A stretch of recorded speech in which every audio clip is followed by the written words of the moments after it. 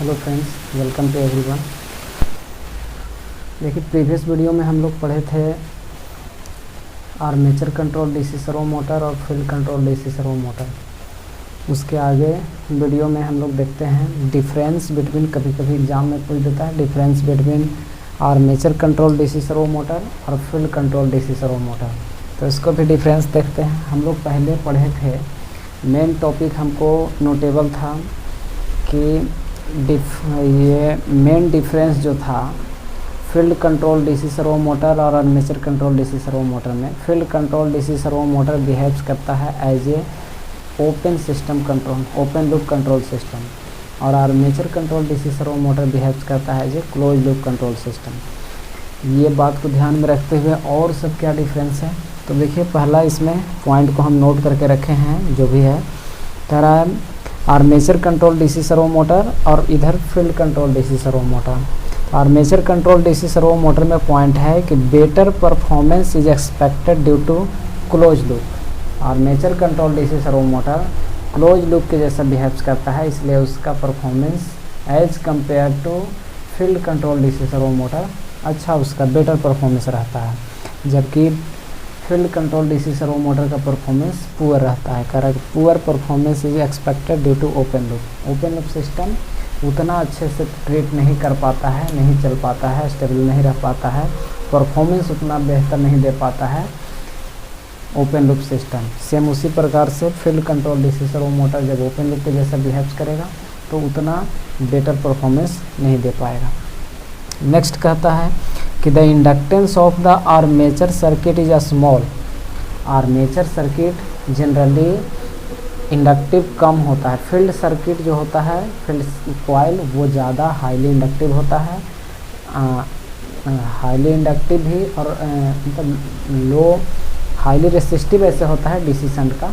लेकिन यहाँ armature circuit जो होता है वो कह रहा है ये डीसी सर्वो मोटर का कि लो इंडक्टिव होता है, स्मॉल इंडक्टेंस उसका स्मॉल होता है, एंड हेंस टाउ एम यानी मैकेनिकल टॉर्क जो होता है वो नेग्लिजिबल होता है इसमें armature control DC servo motor में। लेकिन यही field control DC servo motor कह रहा है कि the inductance of the field circuit is not negligible. Negligible नहीं होता है, उसका कुछ इंडक्टेंस होता है। हेंस इट अफेक्ट या offers hence it offers significant mechanical torque, और इसके कारण भी कुछ मैकेनिकल टॉर्क होता है। Armature circuit negligible inductance performance करता है, ये ऑफर करता है, इसलिए ये नेग्लिजिबल मैकेनिकल टॉर्क प्रोड्यूस करता है। लेकिन ये फील्ड सर्किट में कुछ मैकेनिकल टॉर्क होता है, इंडक्टेंस होता है उसका फील्ड सर्किट का, फील्ड वाइंडिंग का, जिसके कारण से कुछ मैकेनिकल टॉर्क उसके कारण भी एग्जैक्ट होता है। ये भी डिफरेंस है। नेक्स्ट डिफरेंस कहता है third, armature control DC servo motor में कि speed of the response of motor to changing current is fast. यानी मोटर का जो स्पीड है चेंजिंग करंट होने से वो फास्ट होता है, यानी करंट में जैसे ही चेंजिंग होगा स्पीड में चेंजिंग बहुत फास्टली होगा आर्मेचर कंट्रोल में। इसमें कह रहा है कि speed of response to changing current is slow, यानी करंट को चेंजिंग करने से जो रिस्पॉन्स होता है वो थोड़ा सा स्लो होता है फील्ड कंट्रोल में। ये डिफरेंस है। इसके अलावा और भी डिफरेंस है। Armature control DC servo motor में कहता है कि the damping due to armature resistance and the motor friction और एक्स्ट्रा डैम्पिंग, कह रहा है कि आर्मेचर रेजिस्टेंस के कारण या फिर मोटर फ्रिक्शन के कारण एक्स्ट्रा डैम्पिंग प्रेजेंट रहता है। इसके कारण क्या होता है, increase damping improve the transient response of the system. और इंक्रीज डैम्पिंग यानी ज़्यादा डैम्पिंग हो गया, जिसके कारण से ट्रांजिएंट रिस्पॉन्स जो होता है सिस्टम का वो इम्प्रूव होता है, यानी ट्रांजिएंट बहुत जल्द ही डाइड आउट हो जाता है, बहुत ज़्यादा पीक ओवरशूट नहीं उसमें फॉर्मेशन होता है।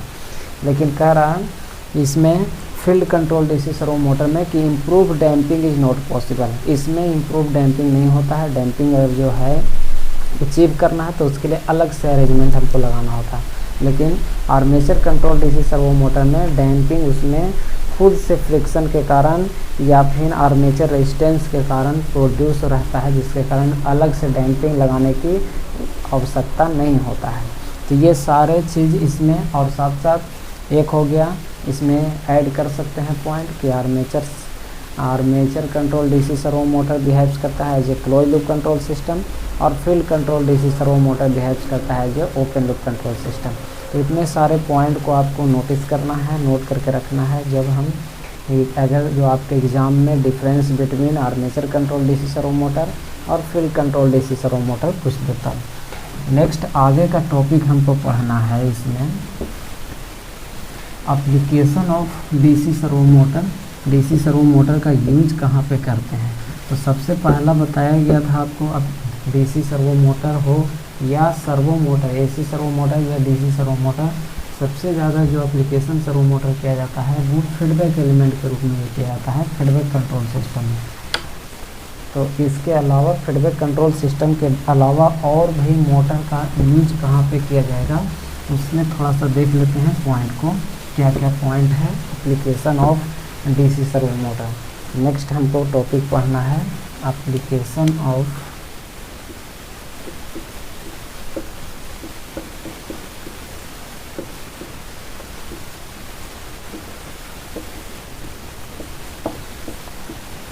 DC servo motor.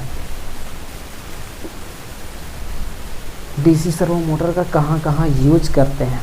सबसे पहला कह रहा है first application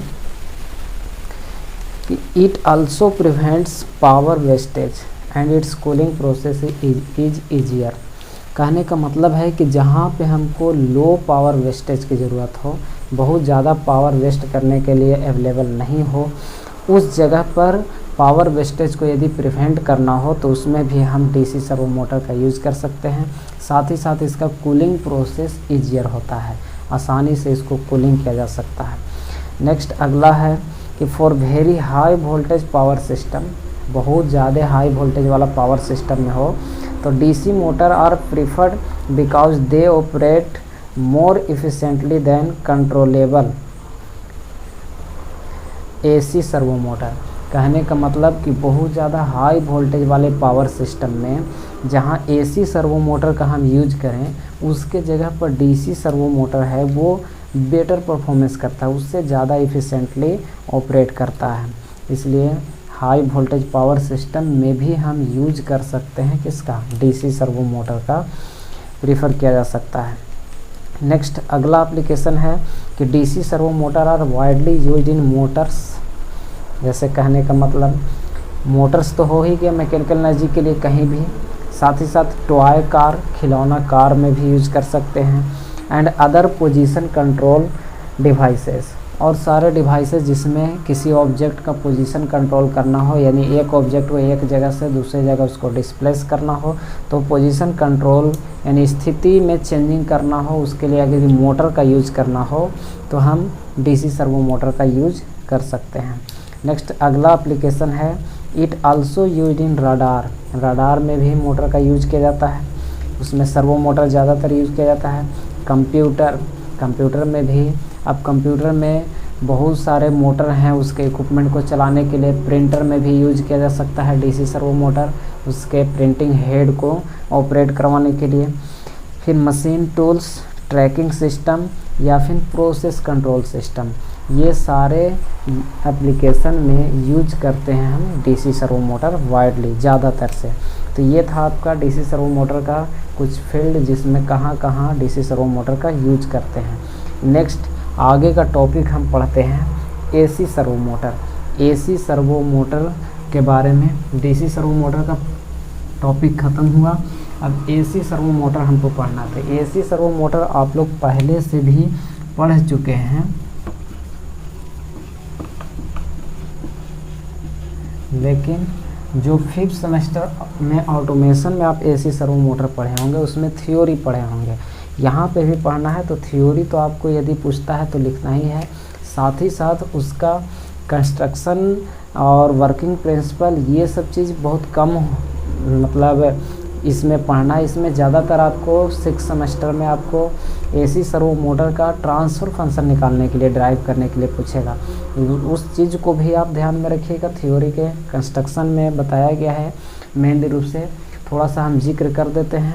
AC servo motor basically 2 phase induction motor होता है। स्क्वायरल केज इंडक्शन मोटर के जैसा सेम कंसेप्ट इसका कंस्ट्रक्शन है और वर्किंग प्रिंसिपल भी है। 3 फेज स्क्वायरल के इंडक्शन मोटर के जैसा होता है एसी सर्वो मोटर। मेनली रूप से इसको बनाया जाता है तो 3 फेज स्क्वायरल के इंडक्शन मोटर के जैसा ही है, लेकिन कुछ इसका सर्टेन डिज़ाइन फीचर अलग है। जैसे कहता है कि AC servo motor is basically a 2 phase induction motor.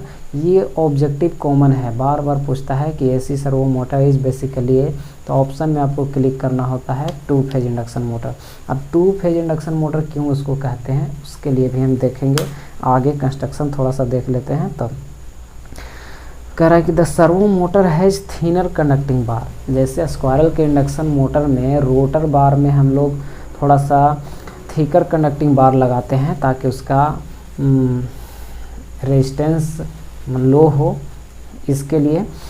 तो इसमें थोड़ा सा होता है कि हम लोग देखें स्क्वायरल के इंडक्शन मोटर में कि यदि रोटर कंडक्टर का क्रॉस सेक्शनल एरिया कम रखें, थिनर रखें, पतला रखें, यानी रेजिस्टेंस उसका रोटर कंडक्टर का हाई रखें, तो उसका स्टार्टिंग टॉर्क ज़्यादा होता है, अधिक होता है। ऐसा देखा गया है, आप लोग पढ़े हैं टॉर्क इक्वेशन 3 फेज स्क्वायरल के इंडक्शन मोटर के जैसा।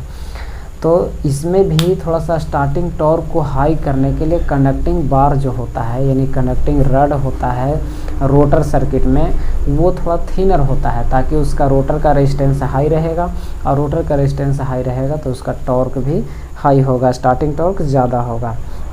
कह रहा है कि in the squirrel cage rotor so that the rotor resistance is higher. तो थिनर कंडक्टिंग बार रखते हैं ताकि रोटर का रेजिस्टेंस हाई हो। फिर आगे है इसमें कि it is necessary to has linear torque speed characteristics. और इस मोटर को ऐसा भी हम कंस्ट्रक्ट करते हैं, एसी सर्वो मोटर को सारा कंस्ट्रक्शन स्क्वायरल के इंडक्शन मोटर के जैसा है, लेकिन स्पेशल डिज़ाइन फीचर हो गया कि थिनर कंडक्टिंग बार रखें और साथ साथ लीनियर स्पीड टॉर्क कैरेक्टरिस्टिक्स होता है। स्क्वायरल के जैसा हाइपरबोलिक स्पीड टॉर्क कैरेक्टरिस्टिक्स नहीं होता है, रेक्टेंगुलर पैराबोला नहीं होता है, बल्कि लीनियर टॉर्क स्पीड कैरेक्टरिस्टिक्स होता है। फिर रोटर का जो कंस्ट्रक्शन होता है वो जनरली स्क्वायरल के जो होता है, लेकिन ड्रैग कैप टाइप होता है। ड्रैग कैप टाइप से क्या होता है कि उसका लो इनर्शिया रहता है। डायमीटर भी इसका स्मॉल रखा जाता है ताकि ड्रैग कैप टाइप जो होता है वो एक कंस्ट्रक्शन इस तरह से बनाया जाता है ताकि उसका जो शेप हो रोबस्ट हो, यानी बहुत कठोर हो, मैकेनिकली डैमेज ना हो सके मोटर, इसके लिए वैसा कंस्ट्रक्शन बनाया जाता है। और रोटर का डायमीटर भी कम रखा जाता है, छोटा रखा जाता है ताकि वो उसका इनर्शिया लो हो और हाई स्पीड से रोटेट कर सके। आप लोगों को पहले बताया गया है कि एक बड़ा डायमीटर का व्हील है, अगर जो 1 राउंड जितना में वो कवर करेगा, छोटे डायमीटर का 10 बार घूम जाएगा। तो हाई स्पीड अगर जो हमको रखना है तो उसके लिए डायमीटर रोटर का छोटा रखना पड़ता है, नंबर ऑफ रिवॉल्यूशन अधिक होगा as compare to large diameter वाले मोटर से। और drag cup type construction mainly use किया जाता है किसके लिए, तो लो इनर्शिया एप्लीकेशन के लिए। मोटर का इनर्शिया लो हो उसके लिए कंस्ट्रक्शन उसका ड्रैग कैप टाइप के जैसा बनाया जाता है। अब इसमें विशेष थ्योरी यहाँ हमको नहीं पढ़ना है, और जो भी वाइंडिंग उसमें लगे होते हैं स्क्वायरल के इंडक्शन में, स्टेटर पर जो वाइंडिंग होता है वो मेनली रूप से सिंगल फेज है, लेकिन उसको ऐसा बनाया जाता है ताकि वो अपीयरेंस 2 फेज के जैसा दे, 2 वाइंडिंग के जैसा। यानी स्क्वायरल के वाइंडिंग को, मतलब स्टेटर पर के वाइंडिंग को 2 वाइंडिंग में कन्वर्ट किया जाता है। एक को कंट्रोल वाइंडिंग बोलते हैं और दूसरे को रेफरेंस वाइंडिंग बोलते हैं। दोनों वाइंडिंग एक दूसरे से 90 डिग्री इलेक्ट्रिकल डिस्प्लेस होते हैं। ये भी ध्यान रखना, ऑब्जेक्टिव के लिए पूछता है कि एसी सर्वो मोटर में जो कंट्रोल फील्ड वाइंडिंग और रेफरेंस वाइंडिंग होते हैं, दोनों एक दूसरे से कितने डिग्री से डिस्प्लेस होते हैं, तो 90 डिग्री से डिस्प्लेस होते हैं। और ये ध्यान रखना है आपको। कंस्ट्रक्शन कुछ इस तरह से होगा मोटर का, ये आर्मेचर बना देते हैं। बाकी का कंस्ट्रक्शन तो आपको सिंपल समझना है, उसके जैसा ही स्क्वायरल केज इंडक्शन मोटर के जैसा ही सारा कंस्ट्रक्शन समझना है। ये मैकेनिकल लोड लगे हुए हैं थीटा, और इसका क्या हो सकता है, थीटा बोले या फिर ओमेगा। साथ ही साथ इसका जो फील्ड वाइंडिंग होता है वो फील्ड वाइंडिंग दो पार्ट में बटा होता है। एक फील्ड वाइंडिंग का पोर्शन है कंट्रोल फील्ड वाइंडिंग, और दूसरा फील्ड वाइंडिंग वो रेफरेंस वाइंडिंग होता है। एक वाइंडिंग को बोलते हैं कंट्रोल वाइंडिंग और दूसरा रेफरेंस वाइंडिंग। तब एक ही स्टेटर वाइंडिंग को दो पार्ट में कर दिया जाता है। इसमें जो ईएमएफ होगा उसको ईसी से इंडिकेट करेंगे, कंट्रोल फील्ड वाइंडिंग ईएमएफ, और रेफरेंस वाइंडिंग में होगा उसको ईआर से इंडिकेट करेंगे, रेफरेंस वाइंडिंग ईएमएफ। और बाकी इधर मैकेनिकल लोड लगा हुआ है मोटर के ऊपर, शाफ्ट पर आर्मेचर वाइंडिंग बनाया गया है, या फिर इसमें रोटर कंडक्टर जो रहता है वो थिनर कंडक्टिंग बार का रहता है। ये स्टेटर हो गया और ये रोटर एसी सर्वो मोटर का। ऐसे रफ स्केच यहाँ बनाया गया है। मेनली रूप से जो कंस्ट्रक्शन होता है स्क्वायरल केज इंडक्शन मोटर के जैसा ही होता है।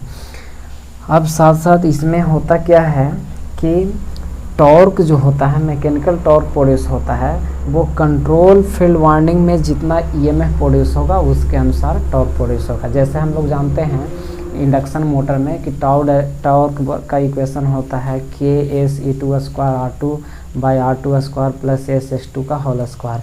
ये इक्वेशन आप लोग 3 फेज इंडक्शन मोटर में पढ़े हैं 5th सेमेस्टर में। तो मेनली रूप से इसमें जो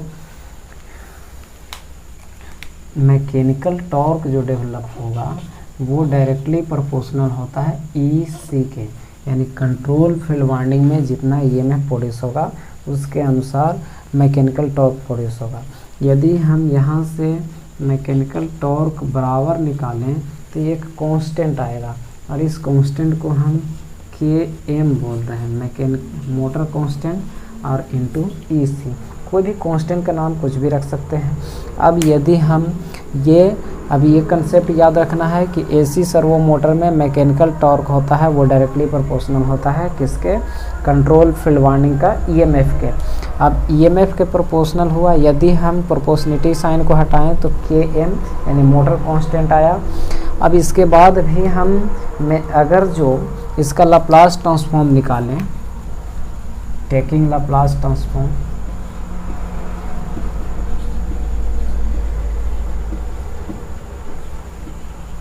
यदि लाप्लास ट्रांसफॉर्म लेंगे इसका इक्वेशन का तो TMS इक्वल टू क्या होगा, Km तो Km रहेगा कांस्टेंट, और EC है, इसको क्या लिखेंगे ECS कर सकते हैं, ये टाइम कौन फंक्शन है ECS, क्योंकि FT का लाप्लास ट्रांसफॉर्म FS होता है, उसी तरह से EC का यानी EMF in control field winding का ES हो जाएगा।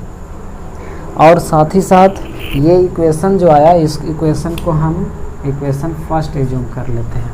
दूसरी बात इसमें क्या करना है हमको, अब इधर थोड़ा मिटा देते हैं कुछ। फर्स्ट इक्वेशन हमारा आया TM यानी टाउ m मैकेनिकल टॉर्क बराबर Km into ECS। D'Alembert principle के आधार पर अकॉर्डिंग टू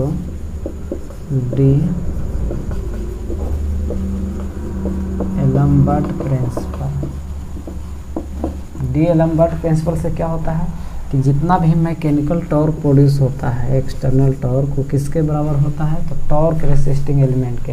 तो टॉर्क इसमें क्या है, एक इनर्शिया, तो इसके कारण क्या होता है JD² theta JD2 theta upon DT² होता है, प्लस क्या होता है यहाँ पे ये भी हो सकता है विस्कस कोफिशिएंट, तो B into D theta by dt ये होता है डैम्पिंग कांस्टेंट के कारण मैकेनिकल। अब इसको हम दूसरे फॉर्म में लिख सकते हैं, थीटा के फॉर्म में है, थोड़ा डबल डेरिवेटिव है, इसको ऐसा भी कर सकते हैं, जे के जगह पर J D square theta upon D T को क्या लिख सकते हैं हम, एक डी को रखें और थीटा को हम लिख सकते हैं D omega by D T, ये भी लिख सकते हैं क्योंकि ओमेगा को हटाएंगे तो फिर उसके जगह पर क्या लिख सकते हैं D theta by D T, तो डी टू टूट जाएगा, प्लस यहाँ पे क्या लिख सकते हैं बी, और ये D theta by D T को हम ओमेगा लिख सकते हैं, एंगुलर वेलोसिटी ओमेगा, तो टाउ एम बराबर ये इक्वेशन भी लिखा जा सकता है। अब इसके बाद फिर इसका लाप्लास ट्रांसफॉर्म ले लीजिए दोनों तरफ से, तो टेकिंग लाप्लास बोथ साइड,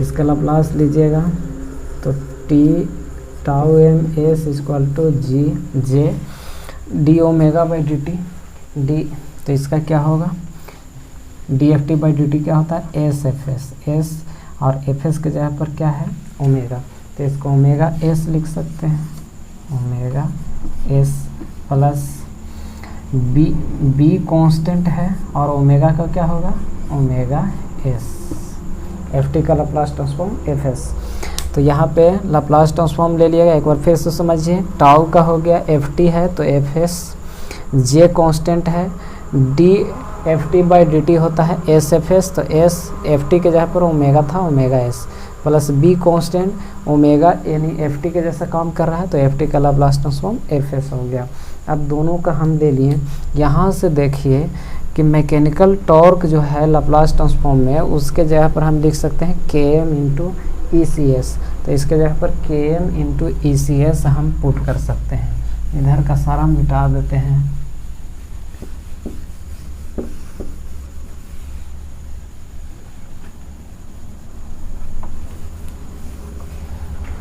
इस टी एम के जगह पर देख लीजिए टी एम एस के जगह पर हम लिख सकते हैं K M into E C, motor constant into E C S equal to क्या होगा जे, जे ये कैपिटल होगा into S omega S plus B into omega S. अब इसमें से फिर इसको कहाँ से लिखें फ्रॉम इक्वेशन फर्स्ट, इसमें जो वैल्यू जो पुट किया गया वो कहाँ से लाए हैं फ्रॉम फर्स्ट से। अब फर्स्ट का काम ख़त्म हो गया, अब हमको यही करना है कि आउटपुट बाय इनपुट का रेशियो निकाल देना है। तो इसमें देखिए इनपुट हमारा ECS है कंट्रोल फील्ड वाइंडिंग वाला, और आउटपुट हमको क्या मिल रहा है ओमेगा एस, तो ओमेगा एस बाई ECS हमको निकालना है।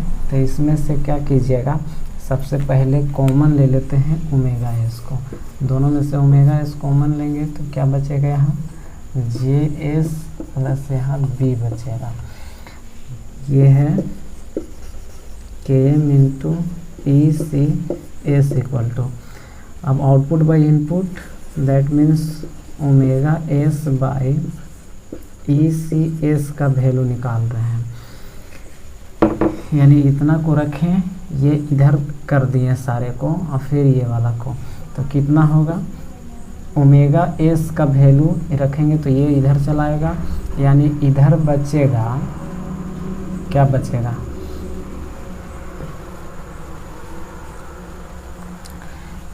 के एम बाई ये हो जाएगा J S plus B, J S plus B, यही हमारा ट्रांसफ़र फंक्शन आ गया output by input. AC servo motor का transfer function K M by J S plus B, ये ऑब्जेक्टिव में भी पूछता है कि एसी सर्वो मोटर या डीसी सर्वो मोटर का जो होता है ट्रांसफ़र फंक्शन वो किस फॉर्म का होता है, तो इस K by J S plus B के फॉर्म में रहेगा एसी सर्वो मोटर का। थोड़ा सा इसका हम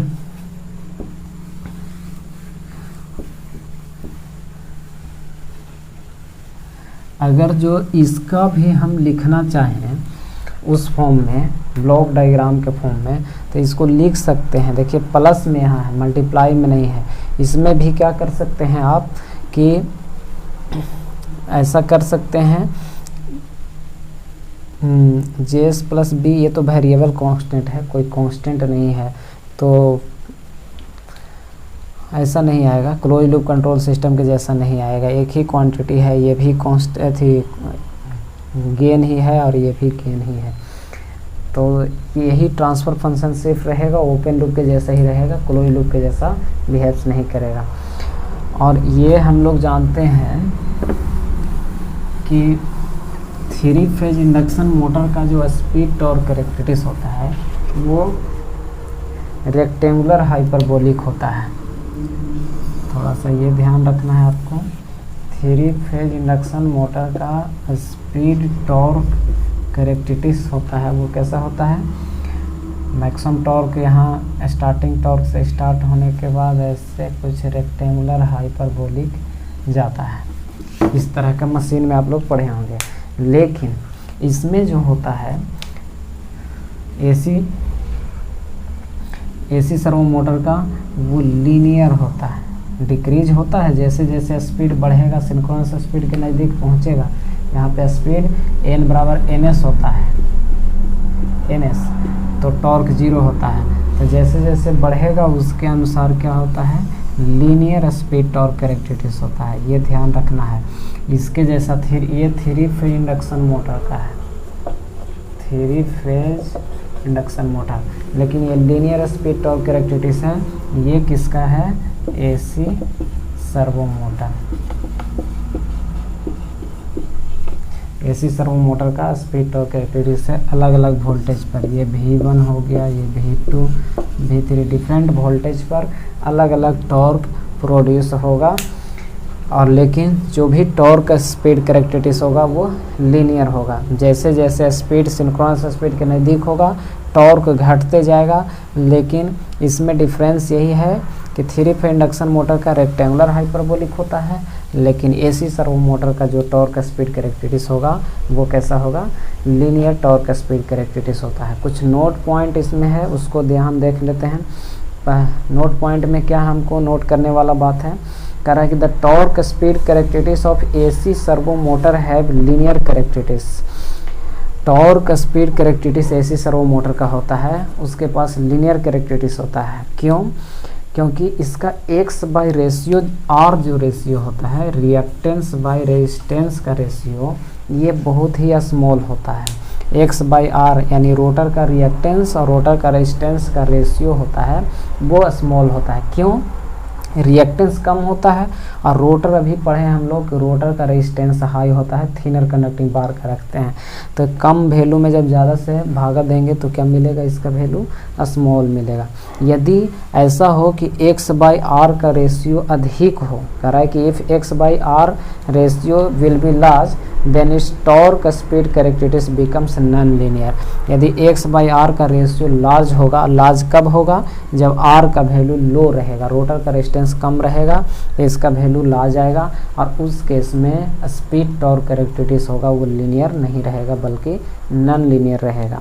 नेक्स्ट पॉइंट कहता है कि the direction of rotation of AC servo motor can be reversed by reversing the phase difference between control voltage and reference voltage. यानी कंट्रोल फील्ड वाइंडिंग और रिफरेंस वाइंडिंग दोनों के बीच का फेज डिफरेंस को यदि हम क्या करें, रिवर्स कर दें, तो उस केस में भी ये एसी सर्वो मोटर उल्टा डायरेक्शन में रोटेट करेगा। जैसा कि 3 फेज इंडक्शन मोटर में पढ़े हैं आप लोग, 3 फेज इंडक्शन मोटर को डायरेक्शन ऑफ रोटेशन रिवर्स करना होता है तो फेज सीक्वेंस को हम रिवर्स कर देते हैं, यानी कोई 2 फेज को आपस में इंटरचेंज कर देते हैं तो उस केस में मोटर रिवर्स डायरेक्शन में घूमता है।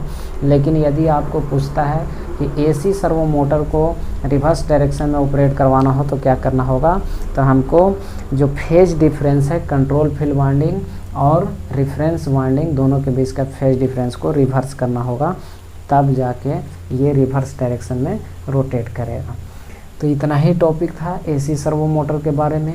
नेक्स्ट आगे का टॉपिक हम लोग नेक्स्ट वीडियो में देखेंगे, वो एम्प्लीडाइन और मेटाडाइन। बाकी का इसमें टैकोमीटर, टैको जनरेटर है, पोटेंशियोमीटर है, सिंक्रो है, ये सब चीज़ आप लोग 5th सेमेस्टर में भी पहले से पढ़े हुए हैं।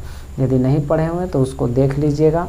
एम्प्लीडाइन और मेटाडाइन 2 नए चीज़ हैं, उसको हम नेक्स्ट वीडियो में कंटिन्यू करेंगे।